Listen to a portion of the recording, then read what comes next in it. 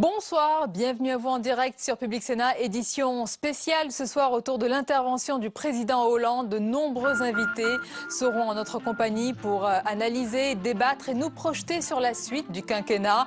2 ans et demi sont passés depuis l'arrivée de François Hollande à l'Élysée.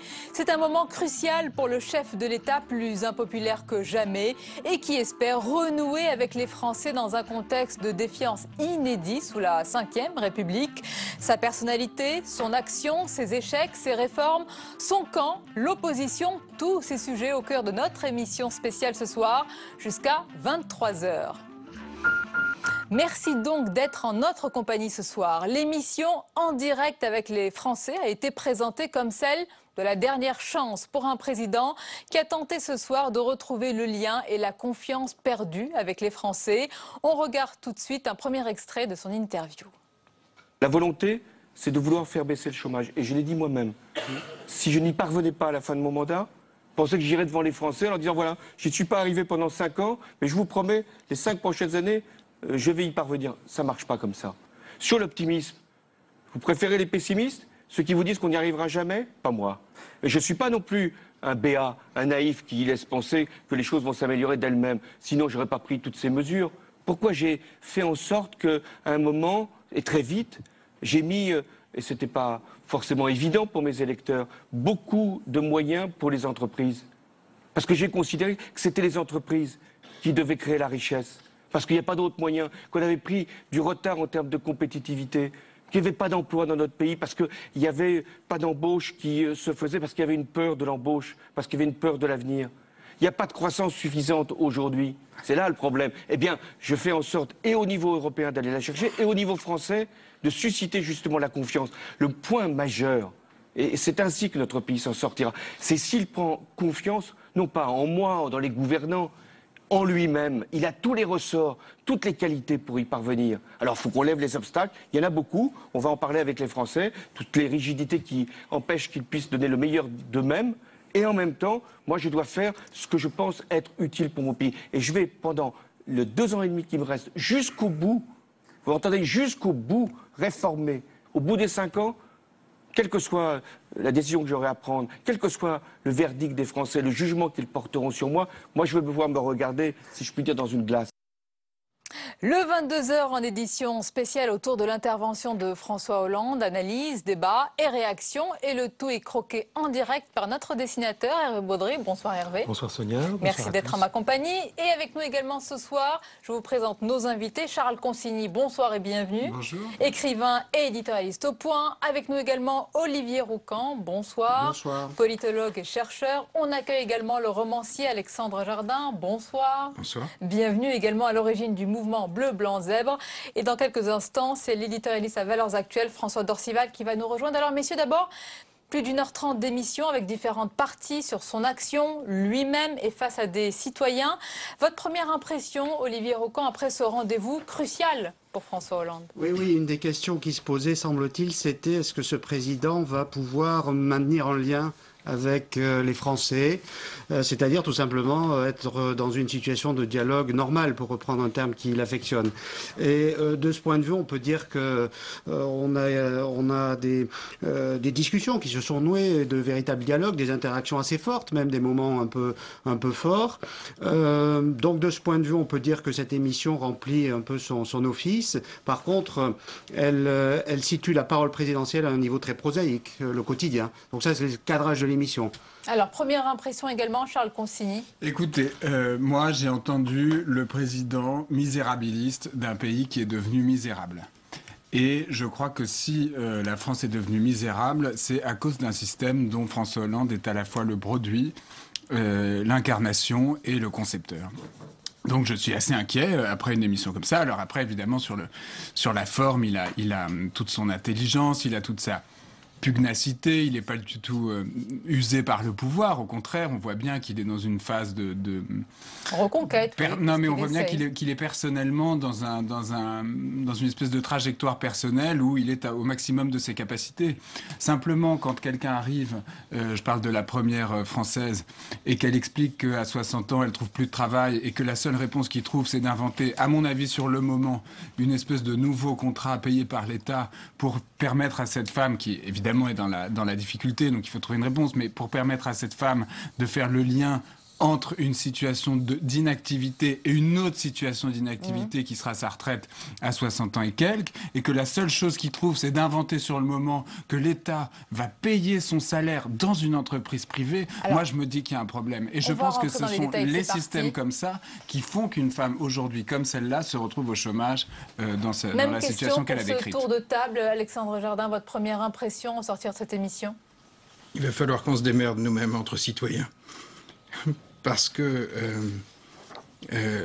tout ce qu'il a dit, la question c'est le comment. Comment ensuite on fait? Et je vais prendre un exemple tout bête. Sa proposition de faire en sorte que quand on questionne l'État, il doit répondre avant 2 mois, et s'il ne répond pas, ça vaut acceptation. Qu'est-ce qui s'est passé en réalité? Les services de l'État ont fabriqué 1200 exceptions. Ça veut dire que l'outil ne marche pas. Ça veut dire que quand il arrive, il est habillé en président, il a l'air d'un président, il dit un truc, et il y a un outil qui déconne complètement derrière. Je prends cet exemple tout con. Je sors d'un entretien avec le secrétaire général de l'Association des maires ruraux. Il est allé voir la ministre de l'Éducation. On a imaginé le système des temps scolaires.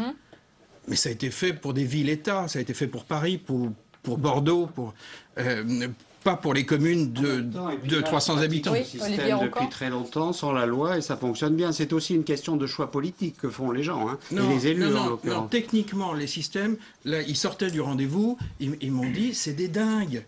C'est des dingues, ils ont imaginé un cadre, ils sont absolument inopérants derrière. Alors on va parler de ces différents sujets. Donc on va se démerder entre citoyens. Il y a eu toute une partie justement où le président a soi-disant parlé, j'allais dire, il y a une partie disons plus intimiste, c'est ainsi qu'on l'a présenté, où il a parlé de la fonction présidentielle. Il a dit je ne suis pas président par hasard, je ne me plains jamais, je suis un être normal. Et il a dit que le pouvoir l'a changé, le pouvoir change quelqu'un, c'est exactement sa phrase, on l'écoute. Écoutez cet extrait dans...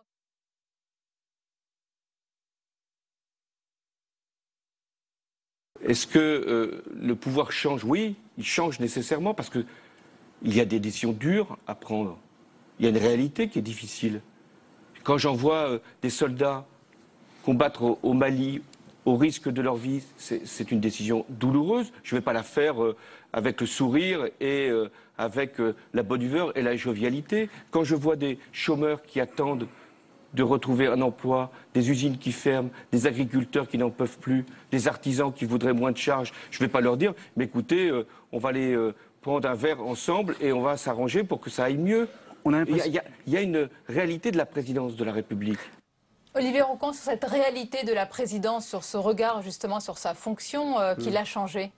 Oui, c'est la gravité. Il a évoqué une situation exceptionnelle qui est de fait et il est obligé évidemment d'être aussi un président citoyen. Il n'a pas voulu depuis le début, et nombreux sont ceux qui le lui reprochent, jouer le charisme et donc la dramaturgie. Il a voulu rester proche. Cette émission le situe dans cette proximité pour garder un lien. Est-ce que c'est, face à la durée, on le verra avec le temps, est-ce que c'est forcément contre-productif? Ça lui est reproché, c'est pas le style qui est forcément attendu, mais dans tous les cas, c'est son choix et manifestement, il l'assume. Et on accueille François Dorcival. Bonsoir François, éditorialiste à Valeurs Actuelles. Également votre impression, d'ailleurs sur cette première partie de l'émission en direct avec les Français, on avait dit une séquence un peu plus intimiste où François Hollande devait fendre l'armure. Quel a été votre sentiment ? Écoutez, il se livrait à un exercice extraordinairement difficile, puisque ça touchait à la fois son intimité, et qu'il savait ensuite qu'il allait affronter 4 personnes, 4 Français dans des situations différentes. Sur la partie se livrer soi-même, il a été quand même extrêmement réservé, et je ne peux pas dire qu'il ait vraiment fendu l'armure. Ensuite, il y a eu la partie avec les 4 Français. C'était très difficile parce que le président de la République est toujours très mal placé pour répondre à ça. Il l'a fait de son mieux, mais naturellement, je pense qu'il n'aura pas beaucoup convaincu. Cette partie était longue en début d'émission. La partie la plus active, la plus intéressante est venue beaucoup plus tard à la fin. Alors pour terminer sur cette première partie, puis on va passer après, j'allais dire, à tous les dossiers qui ont été évoqués par le président. La question, c'est de savoir, Charles Consigny, qui est François Hollande. Est-ce que vraiment, après cette première partie d'émission, on est arrivé à cerner sa personnalité? Comment dire, François Hollande est un grand squale des grands fonds. Non, mais je suis très sérieux. Il y a les grands fauves et les grands squales. C'est un politique froid.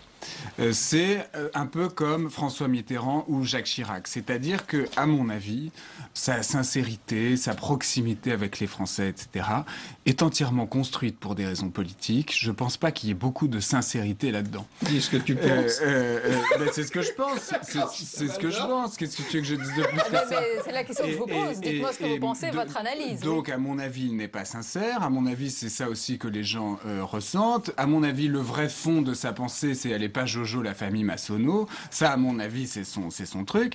Parce que Hollande est un énarque de gauche. Il faut bien voir que la France est gouvernée par des énarques de droite et des énarques de gauche. Et ces gens-là, surtout quand ils sont de gauche, parce qu'ils croient avoir la morale pour eux, pensent avoir résolu les questions métaphysiques, pensent avoir réponse à tout, et pensent être physiologiquement différents du reste de la population. Je finis juste mon propos sur une phrase. Valérie Trierweiler l'a décrit dans son livre. Elle décrit le dîner de la promotion Voltaire à l'Élysée et l'incroyable arrogance qu'elle percevait là-dedans. À mon avis, il est enfermé dans son arrogance. C'est ce qui fait qu'il n'est pas capable de voir qu'il fait des mauvais choix et c'est ce qui l'empêche d'être proche des Français. Général pendant longtemps, je ne sais pas si on peut y rester, si on est dans la construction et dans l'artifice. Il y a une proximité qui se construit dans les cantons et nombre d'énarques d'ailleurs qui donnent des leçons ne peuvent pas obtenir un seul mandat à ce niveau. Donc François Hollande, il est très complexe comme toutes les personnes qui arrivent à cette responsabilité d'ailleurs. Et je pense qu'il a un parti pris là qui s'y tient, c'est que la vie privée, il ne veut pas en parler. Et donc il s'est animé, avez-vous vu, il a fait preuve d'émotion, mais sur la question du dénigrement de la cette première France. partie, accepter de se livrer ainsi dans cette première partie. Soit on le fait, soit on le fait pas. François d'Orcival, on ne peut pas rester entre les deux. C'est plutôt à son honneur, alors que le journaliste le presse de fendre l'armure, de ne pas le faire. Il est quand même chef de l'État. Il n'est pas obligé de venir en pyjama à la télévision. Il y a un temps où les présidents faisaient leur plateau télé. Ça semble un peu révolu. Mais attendez, l'image présidentielle, François d'Orcival, a été atteinte et cornée. Rappelons-le, il y a eu une trivialisation de la fonction après de nombreux événements, dont le livre, vous l'avez rappelé, de Valérie Trierweiler. Est-ce que ce soir, il est quand même arrivé un petit peu à restaurer, ou en tous les cas à rappeler l'importance, le crédit de cette fonction? Moi, je trouve que pendant toute la durée de cette émission, il a été un formidable commentateur. Il devrait être sur ce plateau, en train de commenter d'autres personnages que lui-même. Mais c'était frappant, ça. C'est-à-dire que, oui, il a parfaitement décrit ce qu'est le rôle et le statut du président de la République.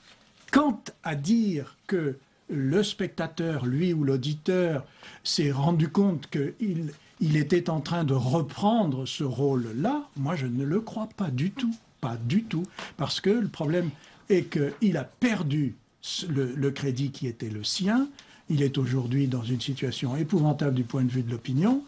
Et donc, ça n'est pas sur cette partie-là qu'il pouvait retrouver de l'autorité. Alexandre Jardin, est-ce qu'il vous a donné l'impression d'un chef d'État à la barre, à la manœuvre, ne subissant pas les événements? Et pourquoi on fait semblant? Les Français savent très bien qu'ils ne font pas confiance, ils n'ont pas confiance en cet homme.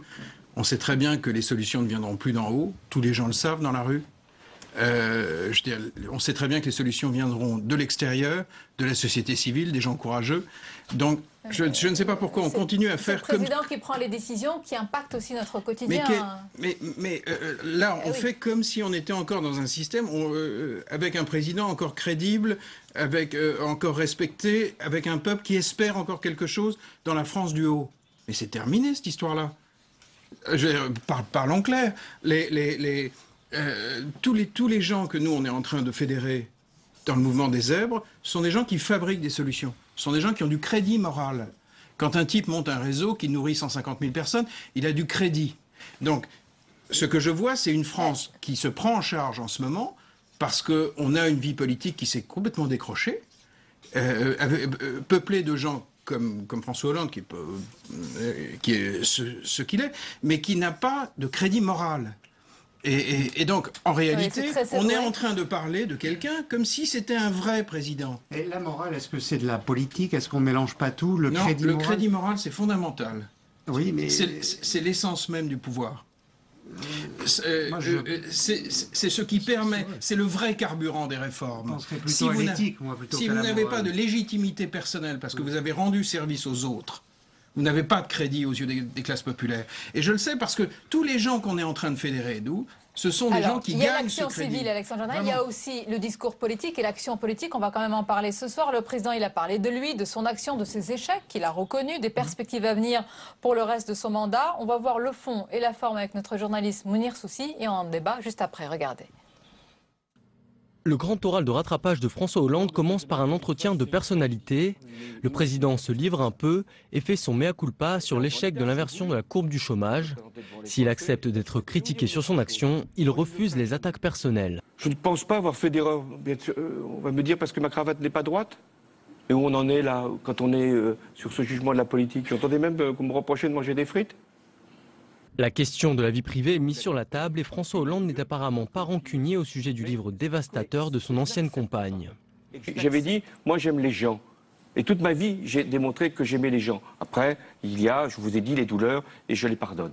Pour entrer dans le vif du sujet face au panel, le président fait une annonce sur l'emploi des seniors. Et après avoir échangé quelques amabilités avec une chef d'entreprise, le président reçoit un chiffre qui fait mal. Ces sites étaient déménagés aujourd'hui à l'étranger, en Angleterre ou en Allemagne, parce que c'est des pays de taille comparable et que je connais bien. L'économie annuelle pour l'entreprise, en charges et en taxes, serait de 3 millions d'euros.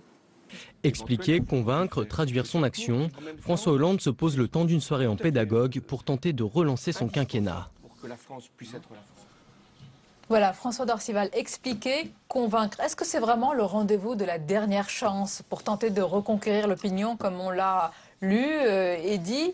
Ou est-ce que c'est finalement, ou est-ce qu'il a montré ce soir que la page Hollande n'est pas encore définitivement tournée? Ah, ça, effectivement, il y a 2 ans et demi avant la fin de son mandat. Donc on ne peut pas dire que la page Hollande soit définitivement tournée. Cela dit, quand on lui avait demandé le 18 septembre à sa conférence de presse, donc déjà, on lui avait dit, mais Monsieur le Président, quand même, la légitimité à mi-mandat, ça pourrait quand même, vous en aviez parlé, cela pourrait se vérifier. Et sa réponse avait été, mais écoutez, le Premier ministre a eu le vote de confiance de l'Assemblée. Depuis, la situation s'est encore dégradée pour lui. Et sa majorité n'a cessé de se réduire. C'est dans cette situation de crise politique qu'il se trouve aujourd'hui. Est-ce que cette émission pouvait lui permettre d'en sortir? C'est la question. Ma réponse est non. On va jeter un coup d'œil à la caricature d'Hervé Baudry. Ben oui, moi je suis un petit peu optimiste. Le mi-mandat, c'est comme en amour. Il reste la moitié de la nuit pour ravir la belle française. Vous êtes optimiste, voilà, effectivement. Quand l'aube arrive, on peut toujours espérer quelque chose. Olivier Roucan, en parlant justement du mandat et de la suite de son quinquennat, il a dit 2 fois jusqu'au bout. Vous m'entendez? Jusqu'au bout, j'irai jusqu'au bout. Oui, il veut éloigner tous les procès qui sont faits, à la fois en illégitimité, en amateurisme, oui, et puis sur le fait qu'il va totalement mitterrandiste, il va rester jusqu'au bout. Et il fera tout pour garder une stabilité, une sérénité, qu'on peut lui reprocher en lui disant « vous êtes froid », mais en fait, il représente autant qu'il incarne l'État, et donc sa continuité. Cette émission, elle est là pour renouer un lien, c'est la première phase de la reconquête, c'est pas l'émission de la dernière chance. Elle indique qu'elle maintient le lien avec les Français. Mais vous avez remarqué, il n'a pas voulu faire de propositions institutionnelles. Donc je pense qu'il y aura des opérations de communication à venir pour le rehausser dans la fonction présidentielle. Donc des rendez-vous, il parlera institutions et grands dessins, sans doute. Charles Consigny, sa façon d'exercer le pouvoir est au centre des interrogations. Je le disais, le procès en amateurisme est permanent depuis 2 ans et demi. Est-ce que là, il a montré vraiment, parce qu'à plusieurs reprises, il a voulu montrer qu'il était ferme sur différents sujets. Est-ce qu'il y a un cap et des perspectives qui sont dessinées pour la suite? Je ne sais pas. Franchement, Moi, j'attends plus rien personnellement de François Hollande. François Hollande avait dit qu'il voulait être jugé sur la jeunesse et la justice. Il avait parlé dit de la ça jeunesse, en oui. 2012, et là, il a rappelé que ça faisait partie de ses engagements. Je vais prendre un exemple très simple que je crois j'ai déjà pris sur ce plateau. Il existe en France un système d'allocation qui s'appelle les APL, les allocations pour le logement, qui concerne au premier chef les jeunes, puisqu'il y a une partie de ces APL qui est réservée aux étudiants. Eh bien, savez-vous qu'en France, si l'étudiant travaille en plus de ses études, il aura des APL moins élevés que l'étudiant qui ne travaille pas. C'est-à-dire que le système encourage à ne pas travailler et sanctionne ceux qui travaillent. Pour moi, quelqu'un qui prétend défendre la justice et la jeunesse et qui ne s'attaque pas typiquement à une question comme celle-là est quelqu'un qui se défausse. Et donc je pense qu'il doit, à un moment donné, faire les vraies réformes qui s'imposent. Le problème, c'est que ça demanderait pour lui d'aller à rebours de sa culture politique. Sa culture politique, c'est l'allocation, c'est la subvention, c'est la présence massive de l'État et c'est, in fine, le misérabilisme qui finit par abrutir tout le monde. Et le RSA, hélas, c'est Sarkozy qui a créé ça. Le RSA a été très largement fraudé, certes.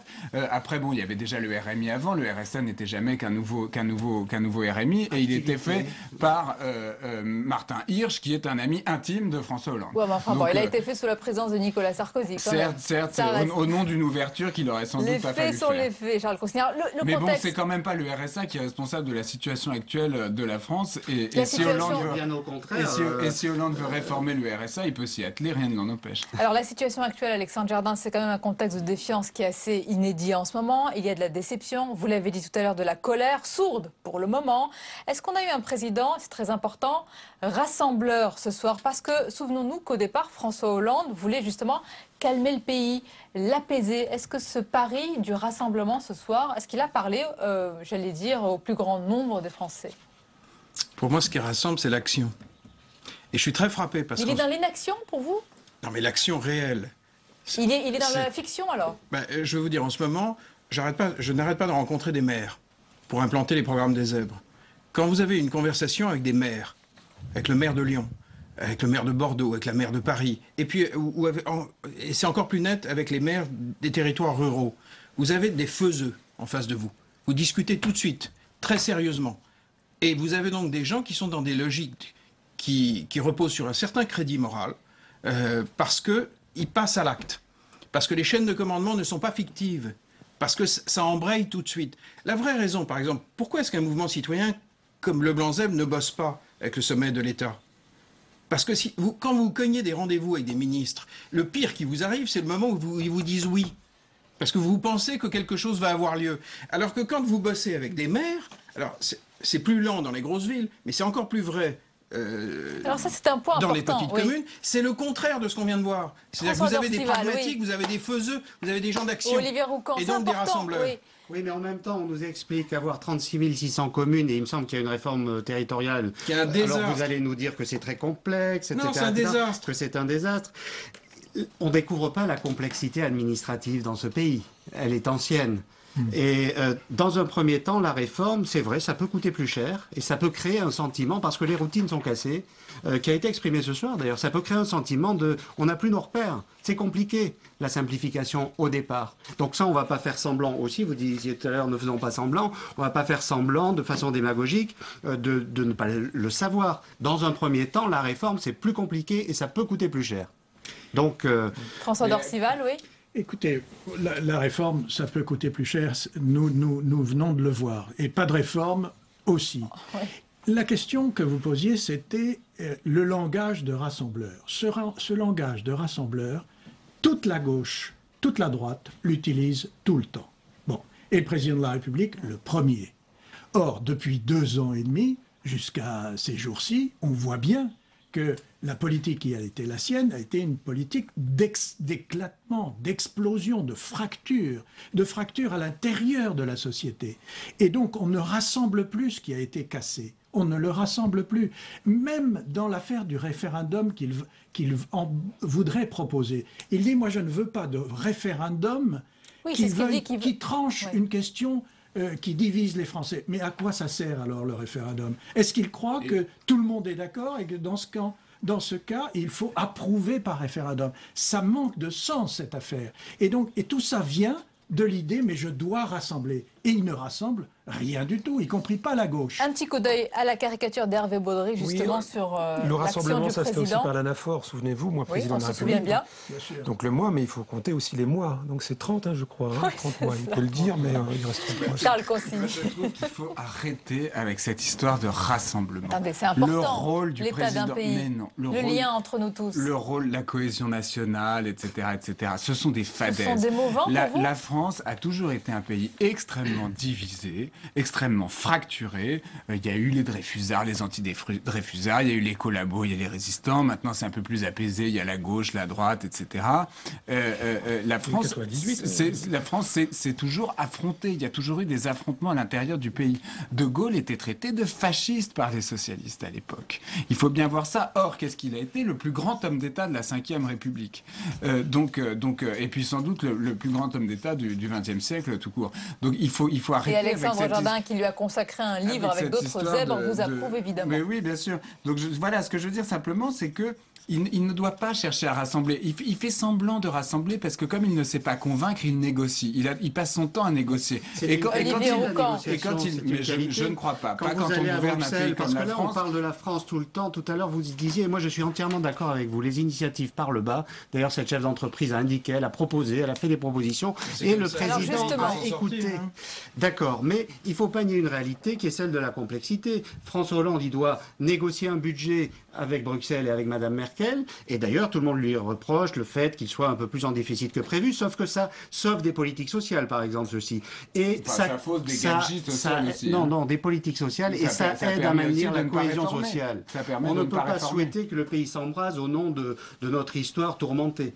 Donc l'apaisement, le rassemblement, c'est une fonction. Il s'embrase sans cela. Oui, je dois dire que tout de même, vous avez été frappé par les mouvements récents. Vous voyez par exemple en ce moment les lycéens qui se mobilisent à cause de la mort du jeune Rémi Fraisse sur un barrage. François Dorsal, mais il n'y a pas une coagulation de tout cela pour l'instant. Il est obsédé par la coagulation. Vous voyez les paysans partir pour protester contre l'incroyable foisonnement de normes nouvelles qui leur sont imposées et pour la simplification. Le président de la République, il y a un instant, n'a cessé de parler de simplification. Les chefs d'entreprise et tous les artisans, etc., vous diront. On va poursuivre notre contraire. débat, puisque vous parlez de cette chef d'entreprise qui est intervenue face à François Hollande. D'ailleurs, le président l'a félicitée pour ce qu'elle fait et parce qu'elle est restée en France. Très bon commentateur. Oui, alors il y a eu peut-être que vous allez reconnaître aussi le parler vrai de cette femme, de cette chef d'entreprise qui a vraiment parlé de son cas. Oui. On va écouter justement l'échange avec le président de la République et on débat juste après. Regardez. Je pense que vous faites des petits pas, c'est très bien, mais il faut faire des vraies réformes, Monsieur le Président. Nous avons 5 millions de chômeurs. Des bottes de 7 lieues si c'est nécessaire, mais je vais répondre. Il faut réformer l'État, l'organisation territoriale, c'est ce que nous allons faire. Une loi est en discussion pour aussi être plus efficace et faire des économies. Deuxièmement, vous avez posé tout de suite cette question. Est-ce que c'est normal que les prestations familiales soient payées par des cotisations patronales alors que c'est une politique nationale? Je vous réponds non. Et c'est pourquoi on va faire le CICE pendant 3 ans, parce que je pense que c'est important pour le CICE. Ça va monter en régime. Et après, en 2017, tout ce qui a été mis sur l'allègement du coût du travail, ce sera transféré en baisse de cotisations sociales pérennes. Le plus qu'on pourra. Et par ailleurs, le 1er janvier 2015, vous me contredirez, on se reverra si c'est nécessaire, le 1er janvier 2015, la feuille de paye des salariés payés au SMIC et un peu plus, ça sera 0 charge pour ces salariés. 0 charge, 6 lignes sur la feuille de paye, 0 charge pour ces salariés. En tout cas, juste pour la fin, les entreprises embauchent quand elles ont du chiffre d'affaires. C'est d'abord le chiffre d'affaires et après les embauches. Et le chiffre d'affaires, c'est la compétitivité d'abord. Oui, et c'est pour ça que nous l'avons fait. Et que c'est la croissance aussi. Ça, alors qu'il faut faire ça. Mais on fera ça, mais vous l'avez dit vous-même, ça n'avait pas été fait avant. Alors, on a parlé de réformes, de paroles concrètes. Olivier Rocan, il y a eu quelques annonces au détour de certaines phrases sur l'allègement des charges, sur le compte pénibilité également, qui, on le sait, est payé par les entreprises. Il va installer une commission, je crois, pour voir comment ça peut se passer pour ne plus faire peser ce compte de pénibilité sur les entreprises. La démarche de simplification qui est portée par Thierry Mandon passe, quel que soit le sujet, par des comités qui testent les mesures et ensuite des expérimentations pour les mettre en... Alors ça peut donner cette impression de complexité, mais ce sont les processus actuels de la prise de décision, et les mairies, même si elles sont petites ou quelle que soit la taille, possèdent ainsi... Je vous jure qu'on fonce. On est en train d'implanter nos programmes à fond la caisse. Je sors du congrès des maires ruraux, on fait des deals... Et on avance. Mais on avance de manière extrêmement pragmatique. Mais est-ce que vous allez vous substituer dans ce cas, Alexandre Jardin, j'allais dire à la force publique et politique au sommet de l'État? Vous imaginez que c'est possible aujourd'hui dans un pays comme la France? Je vous dis qu'en ce moment, et dans les 24 mois qui vont venir, la société civile va se structurer autour de ces pôles d'action, de ces faiseux.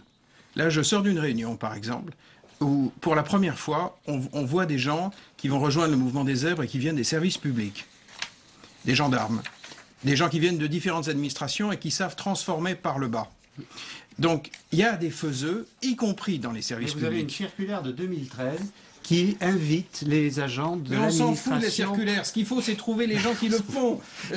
On met à bas tout le système de droit public. Non, il faut trouver des gens pour le faire. Droit, si vous voulez, si on se moque de tout. Je vous jure que là, dans la réunion juste avant de venir, il y avait des types et des filles qui transformaient pour de vrai à la base. Mais vous nous dites quoi, Alexandre, qu'il y a une impuissance aujourd'hui, mais qui est constatée par une grande partie des Français? Tout le monde le sait. On a un État qui est devenu une espèce de machine obèse et impotente. Oui, mais il y a un qui est truc absolument incapable d'être efficace. Tout le monde paie. Moi, je ne souhaite pas la suppression de l'État. Oui, mais c'est un côté positif, Charles. Il suffit quand même. C'est que la société se réveille en ce moment. De s'adresser à une administration. Elle se réveille. Quelconque pour s'apercevoir. Privées très complexes et qui sont très inefficaces aussi. Oui, mais ça coûte pas aux contribuables. Oui, mais ça coûte pas aux contribuables. Oui, alors ça c'est un peu simple aussi. Moi, ce que je voudrais, c'est que une bonne. Ils ont parlé. Ça fait longtemps qu'on en entend parler de ce choc de simplification. Souvenez-vous, c'est Hérault qui avait dit ça. D'ailleurs, Hérault aussi avait dit qu'il tiendrait jusqu'au bout, etc. Enfin bon, il a dit les mêmes choses que François Hollande. Lui, c'est François Hollande qui lui a dit de partir. C'est différent. François Hollande, lui, c'est lui-même qui dit qu'il irait jusqu'au bout. Moi, je trouve simplement que les réformes, en réalité, ne sont pas faites. On voit bien, en effet, que s'il crée une commission, on va pas se raconter d'histoire. Les rapports, combien il y a de rapports? Mais tous les jours, il y a des rapports qui expliquent ce qu'il faut faire. Est-ce qu'il faut encore faire des commissions avec des gens qui sont payés, en plus, dans ces commissions? D'où la question, François Dorcival, de ce qui vient maintenant. Quelle sera la tonalité de l'autre moitié du quinquennat? Parce que 2 ans et demi, finalement, c'est très court, mais ça peut être très long aussi quand on est en attente de résultats économiques et sociaux. Dans le ras-le-bol général, il a cité un exemple en disant « oui, on en a marre », et donc il a cité l'exemple de la fiscalité. Voilà. Essentiel. Et donc, il a fleur de peau, oui. qu'à partir de 2015, quel que soit le contribuable, celui-ci ne paierait pas plus d'impôts. Pas plus d'impôts. D'accord. Que ce qui a été annoncé. Mais en même temps, il supprime une tranche. D'accord. Donc la tranche d'impôt, qui va la compenser? Qui va la compenser? Parce que quelques minutes auparavant, il a bien indiqué que s'il y avait de nouveau une taxe sur les résidences secondaires, il n'a pas dit « écoutez, ça suffit comme ça, c'est un amendement qui ne passera pas ». Pas du tout. Il a expliqué qu'elle était justifiée, mais que à partir de 2015, il n'y aurait pas d'impôt nouveau. Cela signifie quand même que l'on va payer autant d'impôts que le matraquage fiscal qui a été organisé par le gouvernement et qui a été une baisse de la question ce soir, c'est est-ce qu'il a fait bouger les lignes? Je voudrais vous poser une question générale parce qu'il y a un fort sentiment et une grande angoisse de déclassement chez les Français. L'impression qu'on vit moins bien que ses parents et qu'il y a ce risque latent justement de déclassement, de perdre son travail, que ce soit un cycle infernal. Est-ce que François Hollande, Alexandre Jardin, a parlé, même si parfois vous êtes critique et pessimiste sur ce qu'il dit et son action, à ceux qui doutent, à ceux qui angoissent face aux difficultés, comme le dit François Dorcival, de pas pouvoir parfois payer leurs impôts. Et il y en a de plus en plus des Français. On l'a vu dans les centres d'impôts qui demandent des échelonnements, etc. Est-ce qu'il a pu les toucher ce soir, ces gens-là? Est-ce qu'il y a une phrase qui vous a marqué? Je crois qu'ils étaient vite partis de l'écran. Je crois que si on veut être très sérieux devant des problèmes très sérieux, je pense qu'il faut qu'on se prenne tout de suite en main, nous. Et comme on est sur Public Sénat, moi j'appelle les maires qui développent des pratiques efficace à rejoindre le mouvement des zèbres avec leurs pratiques pour qu'on fasse de l'extension. Quand on a des mairies qui savent faire passer le permis de conduire en zone rurale en baissant le coût, on peut faire des programmes qui font avancer la vie très concrète des Français. Si dans les 2 ans qui viennent, on attend tout de François Hollande, on est complètement fou. Non, c'est à nous de nous prendre en main. Je suis entièrement d'accord. Mais de nous prendre en main très sérieusement. Avec nos associations, nos entreprises, nos programmes. L'ancien conseiller Jacques Attali ne dit pas autre chose. Hein. Je crois qu'il dit exactement ce que il faut se prendre en main, mais ça n'empêche pas qu'il y ait quand même un sommet de l'État. C'est pour ça qu'on a fondé les zèbres, parce qu'il faut des outils pour ça. Olivier Roucan, est-ce qu'il a parlé à cette France, moi je ne veux pas la qualifier, c'est une France périphérique, etc., mais à tous ceux qui souffrent, qui ont ces angoisses-là, qui sont réelles? Les personnes qui étaient là en font un peu partie. Donc la personne qui représentait le monde rural, la personne donc de banlieue, le jeune Hassen de Marseille, etc. Donc on avait un panel qui était de ce point de vue choisi, et encore une fois l'objectif de cette émission c'était d'indiquer que le président pouvait dialoguer. Le pouvoir change, mais le président continue à discuter. Mais il y a des échanges qui se nouent, mais ce n'était pas une émission qui permettait de régler l'enjeu en traçant en grand dessin de la solidarité territoriale et des problèmes de la France périphérique. Cette émission n'est pas faite pour ça. Non mais soyons sérieux. Quand il a parlé d'éducation, par exemple, soit vous écoutez ce qu'il dit, mais le président d'avant, c'était pareil. Soit... Non, c'est pas pareil. Bon, toi, parce que... Mais soit... Vous allez sur le site des zèbres, vous vous engagez... Attendez, on a compris les zèbres. Attendez, non, je suis super clair. Lire vous et faire rejoignez lire. Lire et faire lire. Bien sûr. C'est quoi? Et on peut souligner votre travail associatif, c'est très important, c'est un vrai maillage sur le territoire. C'est le boulot mais je veux quand même parler, militants. Bien sûr, de l'action. Et qui vont transmettre le plaisir de la lecture dans les écoles. Il faut le faire soi-même, dans sa commune. Avec vous, messieurs, une question. On avait dit que c'était un rendez-vous important, mi-mandat, 2 ans et demi sont passés, 2 ans et demi sont à venir. Si vous attendez encore quelque chose, évidemment, et c'est sûr que c'est le cas. Ça sera pour la prochaine fois. Une réforme, une action importante sur un sujet, lequel, Charles Consigny, quel est le sujet sur lequel il a parlé et qui vous semble primordial? Écoutez, je peux quand même lui faire le crédit, si vous voulez, pour finir sur une note positive, de supprimer cette première tranche d'impôt sur le revenu, puisque je pense que dans un pays comme la France, qui a un taux d'imposition beaucoup trop élevé et qui est élevé à nul autre pareil dans le monde, sauf exception totalitaire, c'est bien de supprimer des taxes. Le problème, c'est que on aura toujours ce problème-là avec François Hollande. D'abord, il ment.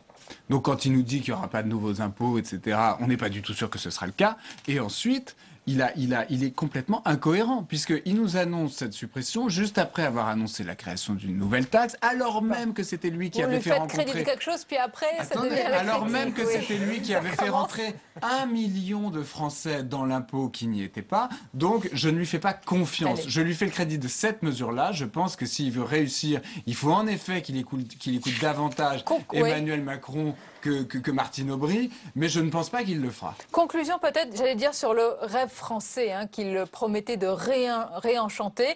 Il en a encore parlé ce soir. Il semble quand même bien loin, ce rêve français, Olivier Roucan. Oui, il s'est trouvé dans une situation où on a fait le constat d'une perte de compétitivité pendant 15 ans.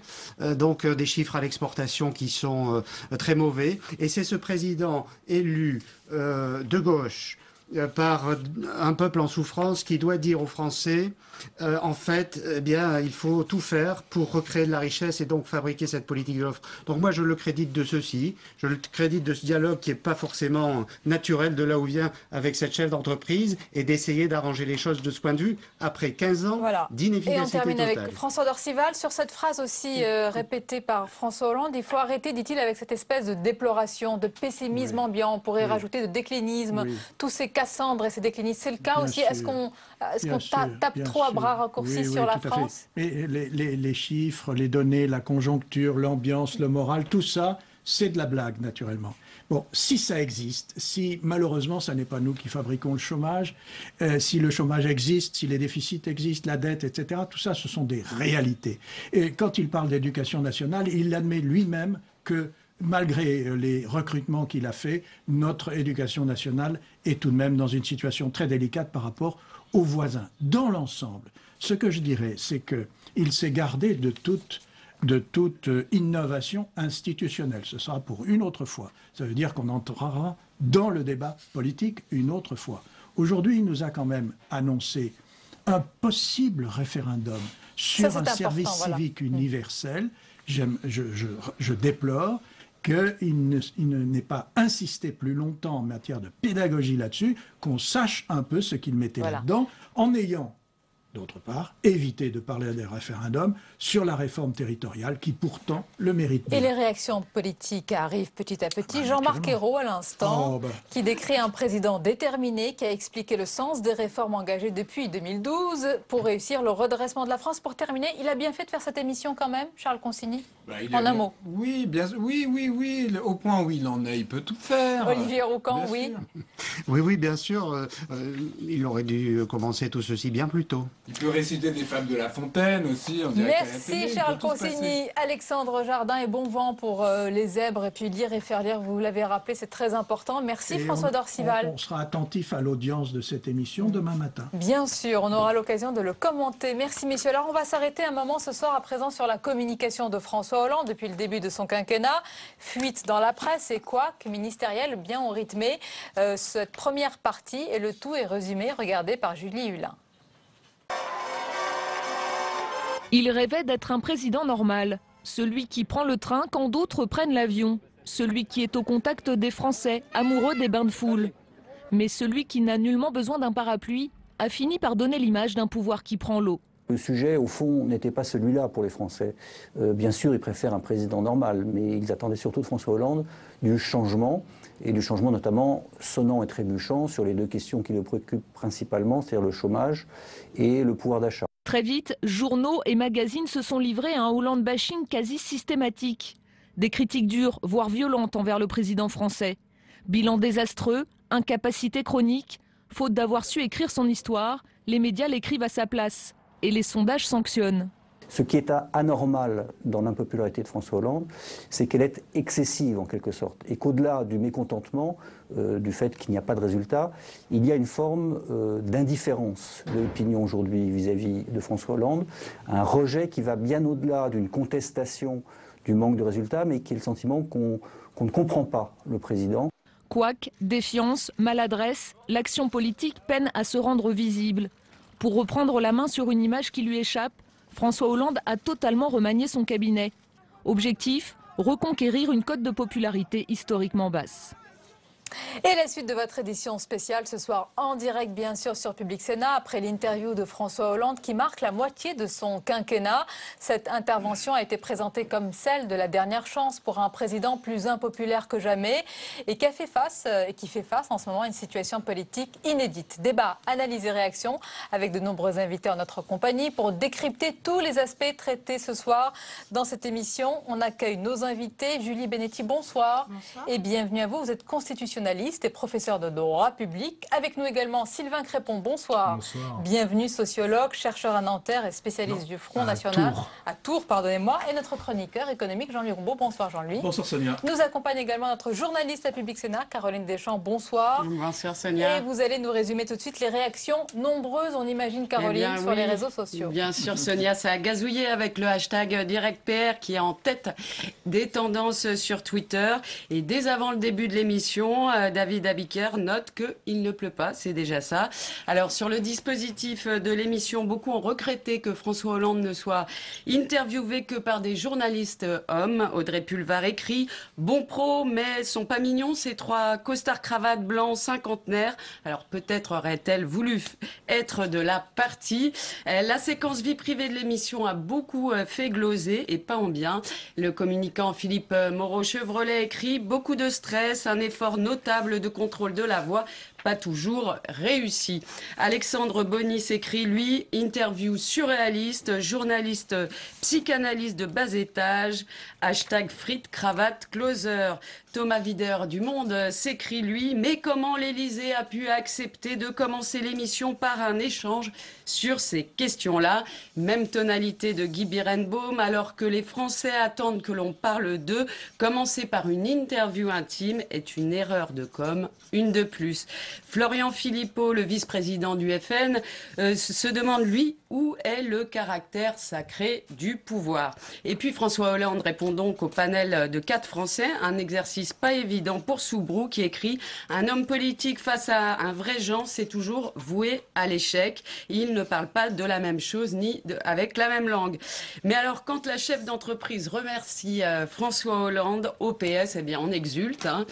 Marie-Pierre de la Gontrie écrit « Je vous remercie pour ce que vous faites. Les autres gouvernements ne l'ont pas fait. » Ah, de ravissement à la support party. C'est vrai que les supporters du président de la République étaient réunis à Solferino, mais sans caméra. Hein. Les journalistes n'étaient pas, important à noter. n'étaient pas autorisés, alors que d'habitude, oui.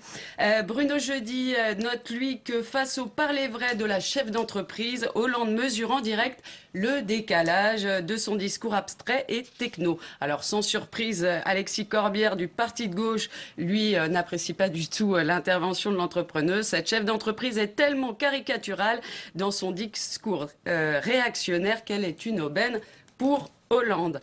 Alors sur le 3e Français, si vous me permettez, à interroger le président de la République, c'est un jeune Marseillais. François Villiers a fait du fact-checking. En fait, ce jeune Marseillais a été candidat pour le PRG au municipal. Oui. Hein, et ça n'a pas été vraiment précisé. Sur le plan numérique annoncé par Hollande, le sénateur Philippe Dallier s'insurge. Il dit, mais ça va être financé dans le budget 2015. Première nouvelle, on nous cache des choses à la commission des finances. Pour le communicant Claude Posternac, lui, il n'a pas du tout l'air de goûter l'exercice de communication. Il se gausse. Toute une émission avec le président de Pôle emploi, c'était une bonne idée. Alors, vous l'aurez compris, Sonia, la prestation de François Hollande sur TF1 aura été vertement critiquée sur les réseaux sociaux.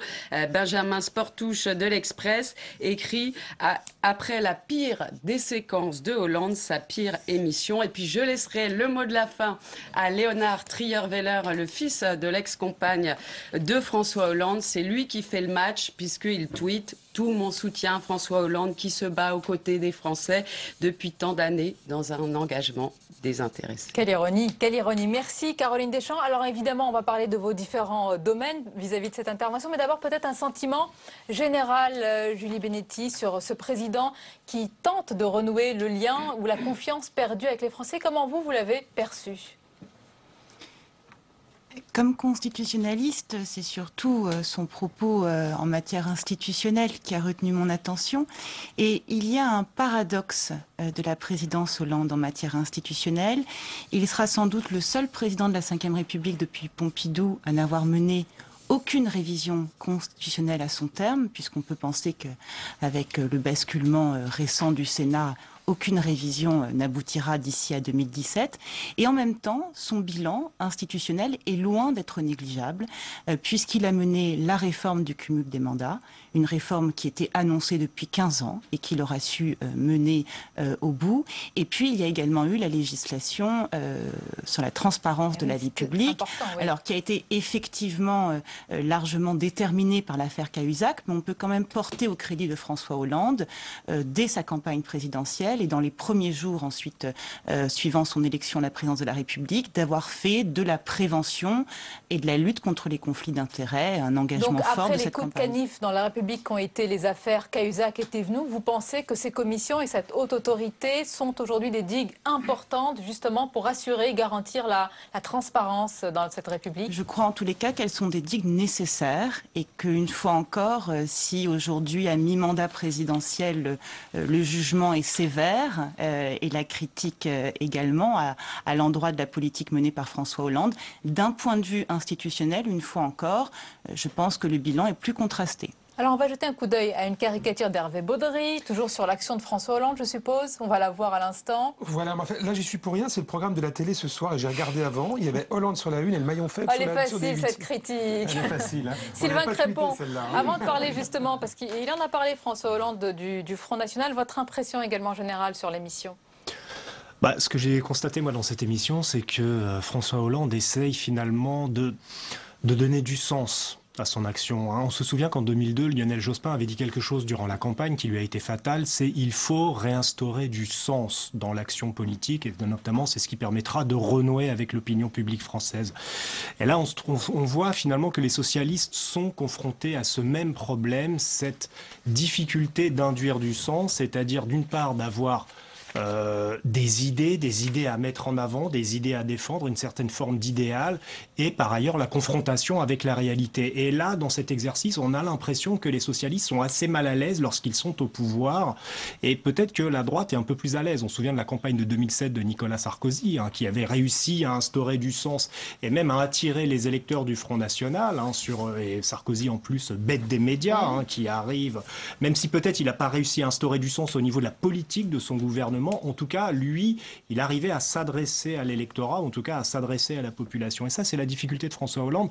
Et c'est peut-être une des difficultés majeures des socialistes, c'est de trouver un candidat qui sache faire les deux, c'est-à-dire à la fois susciter, générer l'idéal et le lier au principe de réalité de la politique. Alors, on va poursuivre notre débat et notre tour de table avec votre avis, évidemment, Jean-Luc Gombault. Et on va écouter un extrait, lorsque le président a été interrogé sur son Premier ministre, Manuel Valls. Et en substance, il dit, lui c'est lui, moi c'est moi, je suis le président, il est le Premier ministre. Écoutez. Manuel Valls est un bon Premier ministre, et tant mieux si les Français le jugent ainsi. Il applique la politique que j'ai moi-même fixée pour la nation, et nous sommes dans une équipe. Il y a un président de la République, c'est lui qui fixe la ligne, il y a un Premier ministre et il y a un gouvernement. Vous me demandez si j'ai pu prendre les décisions importantes pour notre pays, je n'ai cessé de le faire. Quand on fera le bilan, on le fera au bout de 5 ans, mais on peut le faire déjà au bout de 2 ans et demi. Toutes les réformes qui ont été engagées, je les ai décidées moi-même. Et vous ne pouvez pas en citer une que je n'aurais pas engagée. Toutes. Voilà, et en compagnie de Julie Benetti, de Jean-Louis Gombault et de Sylvain Crépon, on accueille le politologue Stéphane Rosès. Bonsoir Stéphane. Bonsoir Sonia. Jean-Louis Gombault, on a beaucoup entendu le mot réforme ce soir. Est-ce que justement le bilan de ces 2 ans et demi, il est marqué par ces réformes, et qu'est-ce qui va venir après? Alors le bilan de ces 2 ans et demi est marqué par des échecs économiques au niveau, en tout cas, des statistiques macroéconomiques. Il n'y a pas quelque chose de positif qui se dégage, les réformes. Alors justement, moi je pense qu'il faut dire quelques mots sur le style de l'émission, en quoi c'est un échec. Le président parle aux Français pour leur dire de 2 choses, non pas parce que c'est la mi-mandat, mais pour resituer dans la cohérence sa politique, pourquoi ça va gagner, pourquoi ces réformes vont aboutir, etc. Ou bien parce qu'il fait une annonce importante. Or, vous écoutez l'ensemble du propos, il y a 4 ou 5 annonces qui ne sont pas marginales, mais qui sont quand même de petites annonces, contrat senior, je remets à plat le compte pénibilité, des choses de ce genre. Et la cohérence, elle n'apparaît pas. Elle n'apparaît pas pourquoi ? Mais parce que les gens se succèdent, ils posent des questions sur leurs problèmes particuliers, et l'ensemble qui va se situer dans les réformes globales, la dynamique de ces réformes qui marquent une partie quand même de ce quinquennat, eh bien, n'apparaît pas. Donc il y a vraiment un problème de style pour trouver la forme utile pour permettre au président de se faire critiquer, même peu importe, pour trouver, disons, le style qui va lui permettre de donner la cohérence de l'ensemble de ces réformes et jusqu'où ça va aboutir. Et là, on peut dire que, en termes techniques purs télévision, c'est un échec. Stéphane Rosès, vous êtes d'accord ? Oui, je dirais la capacité de François Hollande de rentrer dans la contrainte, c'est techniquement réussi. Mais ce qui est un échec, et le fond de ce que vous dites, je suis tout à fait d'accord. Vous savez, dans ce genre d'émissions aussi importantes, ce sont des émissions où forcément on se dit quel est le message à passer. Et deuxièmement, à ce niveau-là, ce sont des coproductions entre l'Élysée et la chaîne. Et là, il a été dit que non, pas du tout, c'était TF1 qui décidait. Mais il y a un lien entre la forme et le fond.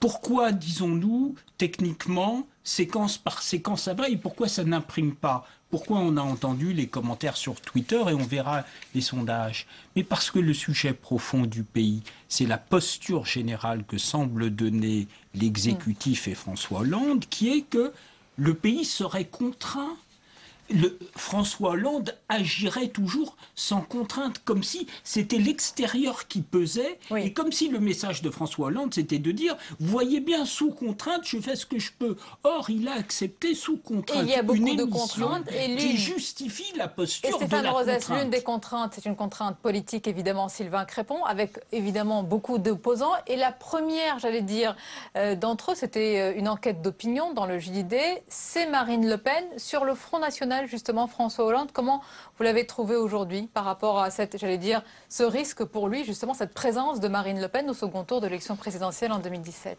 Alors d'abord, juste un mot sur cette enquête. Il faut faire attention. La question qui était posée, c'est quelle est la personnalité de droite qui s'oppose qui est la plus virulente opposante à François Hollande. C'était pas celle qui incarne Certes, mieux. mais parlons de la progression de Marine Le Pen dans les sondages. Je crois que ça, ce n'est pas contestable. Oui, mais ça, je crois que Marine Le Pen, et c'était la même chose pour son père, c'est-à-dire que c'est un parti politique qui progresse sur la difficulté des politiques de gouvernement lorsqu'ils sont au pouvoir, finalement, à obtenir des résultats.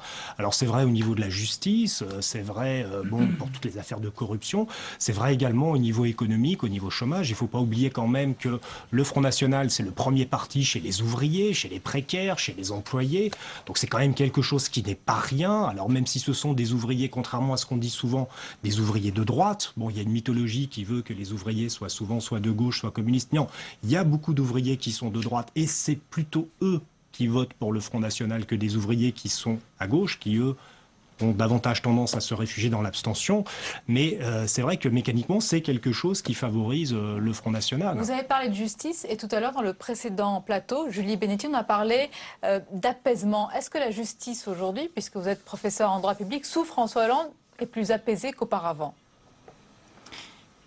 Qu'est-ce que vous appelez une justice apaisée? Je ne sais pas si la justice doit être apaisée. Les juges disaient qu'il y avait une tension avec le pouvoir politique. Est-ce que c'est encore le cas aujourd'hui? Sans doute, effectivement, il y a eu, je dirais, une normalisation des rapports entre le pouvoir exécutif et les magistrats, sans que pour autant toutes les réformes annoncées aient été menées. Et je pense notamment à la réforme du Conseil supérieur de la magistrature, dont la révision qui avait été annoncée par François Hollande.